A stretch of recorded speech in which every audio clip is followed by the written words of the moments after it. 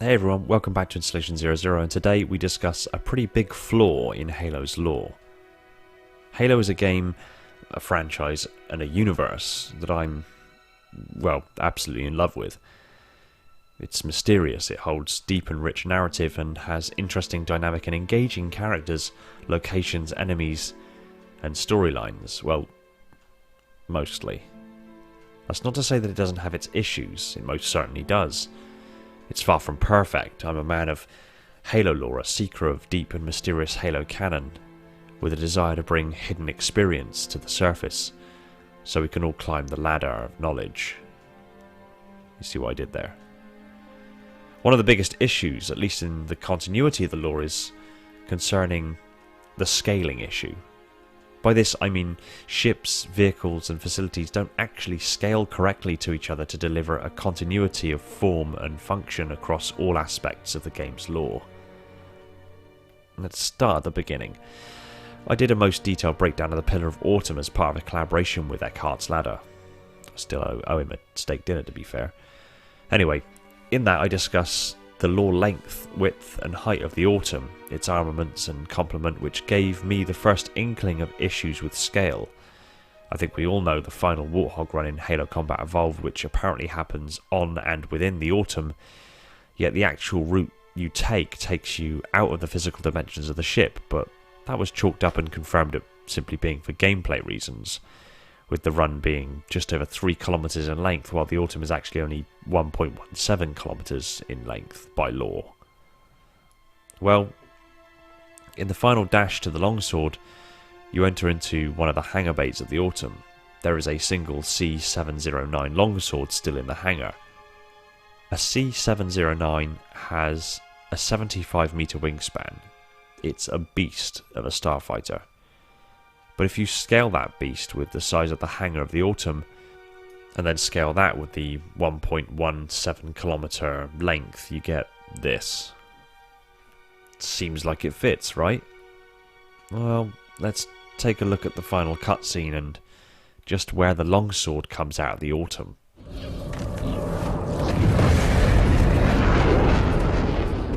Yeah, there are supposed to be 8 of those hangars. 4 on the port and 4 on the starboard. Now you're kinda starting to understand the scaling issue now. So something has to be scaled up or down here, and logically it makes sense to scale up. The longsword is scaled to allow someone the size of Chief inside of it. You scale that down by the amount that would be required would mean that nobody upwards of 3'6" would be able to fly that thing. These are the 4 hangar bays as it's presumed each of them are basically identical. So we're going to have to scale the Autumn up until they fit. However, just because something can physically fit into something doesn't mean that the scale is accurate or that it is appropriate. What can be defined as being an appropriate fit? Well, 1, the fighters and dropships must be able to actually fit inside the hangar. 2, the hangar can't be so tight that the docking of a fighter or a dropship inside the hangar is ridiculously difficult. You need it to be spacious enough that there is clearance on either side of the fighter or dropship so that you don't clip the wings on the hangar doors as you enter, because that could be catastrophic, especially if the ship is moving into or out of battle. It's okay to have a hangar on a frigate be crammed, but it still needs to be usable, so enough space needs to be available for the ship to enter and leave, maneuver if needed, and allow access around it by maintenance crews to actually be able to work on, fix, resupply or rearm the craft. So we're scaling up, using the longsword and the hangar bay as our measuring stick. Luckily we have loads of screenshots and profiles of the Autumn to work with, so here is the Autumn with the profiles of 2 Pelicans, the C709 longsword in Halo CE and the C712 longsword from Halo 3. You can see clearly that the longsword from CE will not fit in the hangar doors. Yet in this diagram we see the interior of one of those hangars, hangar bay 7 to be precise. So the solution is that the Pillar of Autumn needs to be scaled up by a conservative 2.65 times. This, as shown in the image, puts the Autumn at a large enough scale to house all 8 of the hangars and all of the crafts that are demonstrated that they contain. 2.65 times larger seems like a massive jump for ships that are already massive. But when you consider that these ships are used to support planetary invasions and are expected to carry everything needed to support the said invasion, and themselves in a near self-sufficient manner for prolonged periods of time without resupply, and keep operating behind enemy lines for months, it also, neatly enough, sits the Autumn's new length at 3,100 metres or 3.1 kilometres, which, although the topography of the Warthog run is diabolically not in line with the ship's form, layout or dimensions, does get significantly closer to fitting in the length at the very least. But again, it's been confirmed it being for gameplay reasons, but I still liked the symmetry enough to mention it.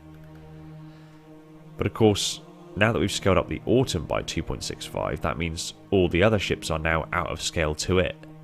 So all of the other ships need to be scaled to that as well to maintain the same size ratio differences, as this scaling issue is not isolated to just the Pillar of Autumn.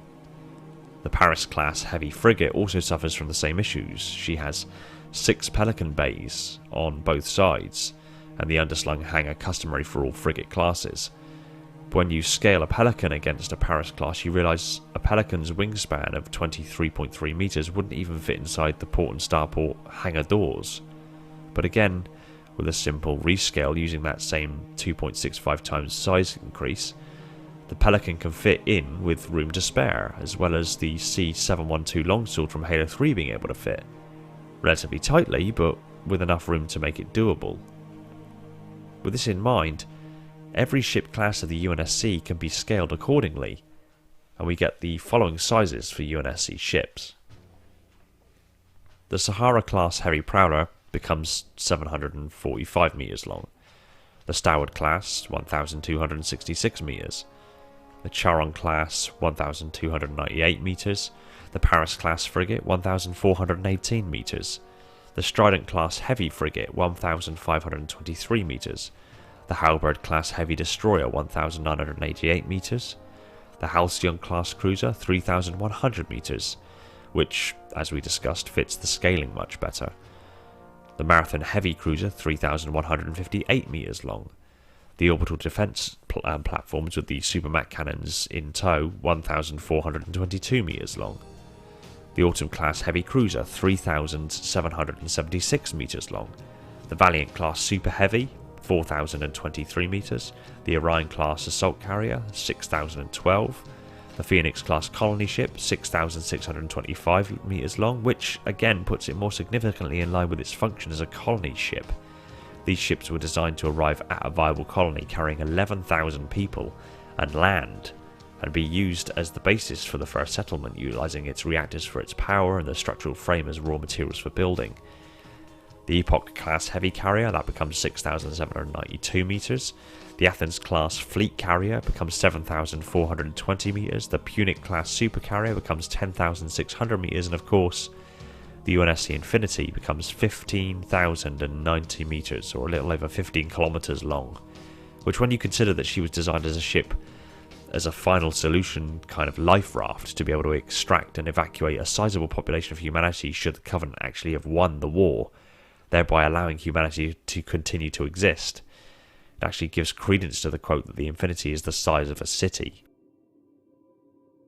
Again, with these size increases, it seems only fitting that the Covenant ships receive a similar upgrade in size to maintain the Covenant's evident supremacy over humanity for their scale and power of military vessels, but the particulars of that I'll go into at a later date. I think what frustrates me the most is that we see the Chief in Pelicans, we see him in longswords, in tanks, in warthogs, and we know the sizing of them in comparison to each other makes sense. When you translate those vehicles over to the ship scaling of things, it all falls apart. It's like there's a massive disconnect between the people who design the smaller drivable vehicles and the ones who design the military vessels and starships. What's even more irritating is that we see them fitting inside each other seamlessly in so many cutscenes. So evidently, when rendering these cutscenes in the first instance, they would inevitably have to scale the models of the ships to actually fit for the cutscenes to work. So someone at Bungie and 343 all this time has known about this scaling issue and has done very little to correct it. They've actually made concerted efforts to pretend that their quoted law sizes are accurate because of this reason and that reason, when it's blindingly evident that they're absolutely not scaled properly at all. Case in point, years ago, the fact that the Halberd class destroyer seemed peculiar and was smaller than it logically should be was brought to the attention of 343 Industries.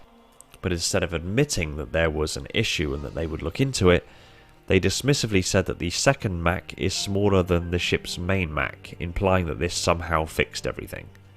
Look, 343, this doesn't actually solve any of the issues that were outlined in the first instance. In fact, it creates all new ones. The Halberd is supposed to be a force multiplier. It's supposed to be able to deal out damage with its twin Mac system. Frigate Mac systems are already some of the weakest ship Macs as far as main guns go, so having an even smaller secondary Mac would make even less sense for the ship's implied role. That and the fact that out of all the other ships that actually have two Mac systems, none of them have a smaller secondary. I like continuity. Everyone likes continuity. I like consistency. I don't really think it's that much to expect that the law sizes need to be adjusted to accommodate the fact that Chief needs to fit inside a Pelican, and that Pelican needs to fit inside of ship hangar bays, and the ship hangar bays need to have the right number of hangar bays in a ship and still fulfill their purpose and function from a law point of view. So there you have it, 343. There it is. It's all laid out ready for you. The scaling has been thought through, and we've arrived at a viable solution to this most enduring of law continuity issues, being the law scale problem. Scale everything up by 2.65. It's your move.